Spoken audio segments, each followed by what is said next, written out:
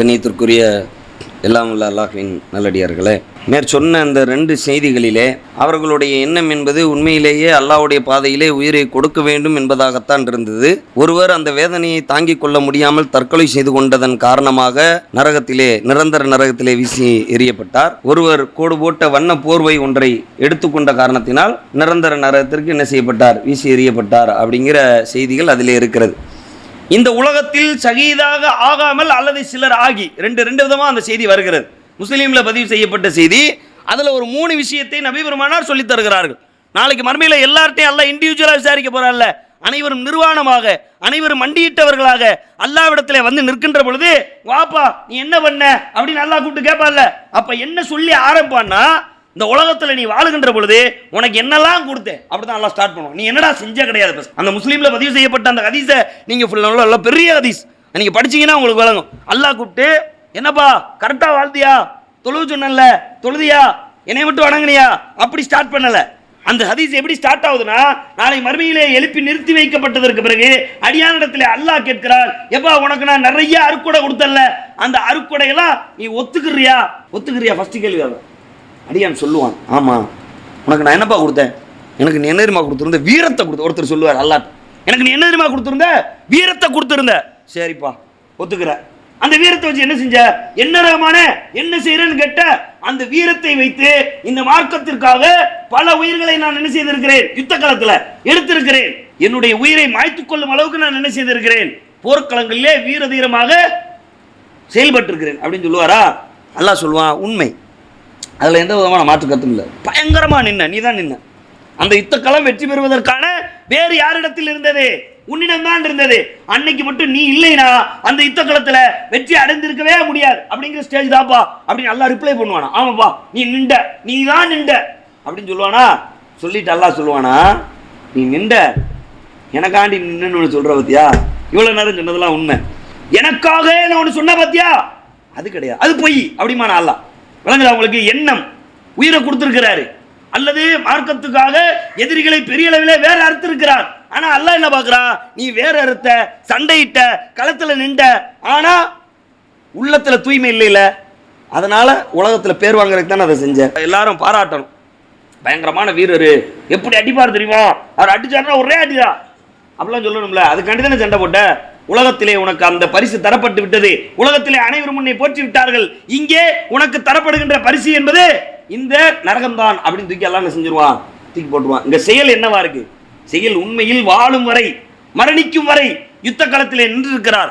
ஆனால் எண்ணம் என்னவாக இருந்திருக்கிறது, புகழாக இருந்திருக்கிறது. புகழணும், எல்லாரும் நம்மளை என்ன செய்யணும், சூப்பர்ரா, பயங்கரப்படா, அப்பா அப்படி சொல்லணும் அப்படிங்கிற எண்ணம் இருந்துச்சுன்னா அப்படி தூக்கி வச்சிடணும். நாளைக்கு மறுமையில கூலிலாம் தரப்படாது.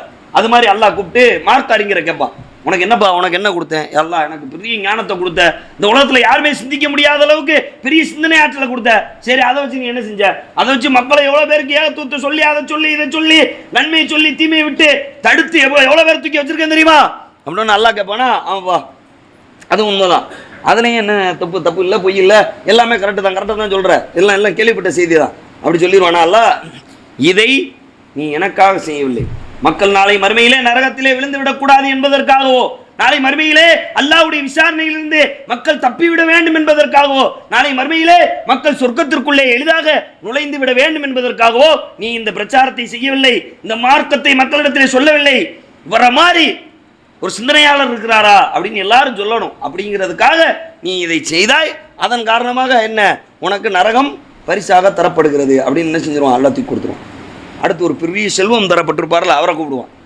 என்னப்பா உலகத்தில் எத்தனையோ பேர் சாப்பாட்டுக்கு வழி இல்லாமல் ஆக்கி வச்சிருந்தேன், உனக்கு கோடி கோடியாக கொடுத்துருந்தேன், ஆமாரகமானே கொஞ்சம் நெஞ்சமாக கொடுத்த, திரும்புகிற இடம்லாம் துல்கர்ணின் மாதிரி பணமாக கிடந்துச்சுல, சரி என்னப்பா செஞ்ச, ஒத்துக்கிறாரு, இருந்துச்சு, என்னப்பா செஞ்ச, எல்லாருக்கும் கொடுத்தோம்ல அப்படிங்கிறாரா.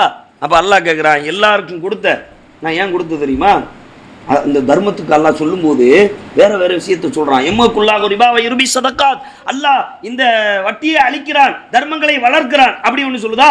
இத்தக்குன்னார உழவி சிக்கி தம்பரா, ஒரு பேரித்தம்பளை கொட்டையளவுக்கு தர்மம் செய்தாவது நீ நரக நெருப்பிலிருந்து பாதுகாத்துக்கொள்ள அப்படிங்கிறதா. நரகத்திலிருந்து பாதுகாக்கிற கேடயத்தில் தர்மம் இருக்கிறது. 1 ரூபா தர்மம் கூட உங்களை நாளைக்கு மறுமையிலிருந்து காப்பாற்றிடும் அப்படிங்கிறாங்களா. அப்படி நிறைய இடம் இருக்குதா, இப்படி எல்லா இடத்தையும் சொல்லிக்கிட்டு இருக்க அவரைத்தான் எல்லாத்தையுமே ஓம்பாதையில் தான் கொடுத்தேங்கிற. உன்னையுமே நான் வச்சுக்கல ரஹ்மானே, எல்லாத்தையுமே ஓ பாதையில தான் ரஹ்மானே கொடுத்தேன் அப்படிங்கிறாரு. அல்லாஹ் சொல்றான், எல்லாத்தையுமே என் பாதையில தான் கொடுத்த, ஆனா எனக்காண்டி நீ என்ன செய்யல, கொடுக்கல. இந்த உலகத்துல உன்னைய மாதிரி ஒரு பெரிய வள்ளல் தன்மை கொண்டவர் யாராவது இருக்கிறாரா அப்படிங்கிறத காட்டுறதுக்காக நீ என்ன செஞ்ச, கொடுத்த. அதற்கான பரிசு உலகத்திலே என்ன செய்து விட்டது, கிடைத்து விட்டது. இங்கே உனக்கு எந்த பரிசும் இல்லை, நீ நரகவாசி அப்படின்னு சொல்றான்னா, செயலை கொண்டு அல்லாஹ் என்ன செய்யறதில்லை, எந்த தீர்ப்பையும் வழங்குவதில்லை. வழங்குறா உங்களுக்கு. அப்போ நம்ம உள்ளத்தை என்ன செஞ்சுக்கிடணும், பரிசுத்தமாக்கிக்கணும். அல்லாஹ் திருமறை குர்ஆன்ல சொல்லும் போதெல்லாம், யார் தன்னுடைய உள்ளத்தை பரிசுத்தமாக்கி கொண்டாரோ அவர்தான் வெற்றி பெற்றார். கது அஃப்லக மன் ஸக்காஹா அப்படிங்கிறான்ல அல்லாஹ், அப்படிதானே சொல்றா. கது அஃப்லக மன் ஸக்காஹா, யார் தன்னுடைய உள்ளத்தை பரிசுத்தப்படுத்தி கொண்டாரோ, யார் தன்னுடைய உள்ளத்தை தூய்மைப்படுத்தி கொண்டாரோ அவர்தான் நாளை மறுமையிலே வெற்றி பெறுகிறார். நீங்க செய்யாதுனா கூட பரவாயில்ல, நினைச்சா கூலி. தபுக்கி தொகலத்தில் அதான் நடந்துச்சு. தபுக்கி தொகலத்தில் இந்த குருடரான சகாபி போக முடியலன்னு கவலைதானப்பட்டாரு. கவலைப்பட்டதுக்கு யுத்த களத்திலே கலந்து கொண்ட கூலி. இவங்க எல்லாரும் கலந்து கொண்டிருக்கிறார்கள், ஆனால் உள்ளத்திலே தூய்மையான எண்ணம் இல்லாத காரணத்தினால் அவர்கள் யாரு, தோற்று போன இடத்திற்கு வந்து விட்டார்கள் என்பதை கவனத்தில் கொண்டு இந்த எண்ணத்தையும் இந்த செயலையும் நாம் என்ன செய்ய வேண்டியிருக்கிறது, ஒரே நேர்கட்டுக்குள்ளே கொண்டு வர வேண்டியிருக்கு. நீங்கள் செய்கின்ற நன்மையை பொறுத்து எதுவும் அளவிடப்படுவதில்லை.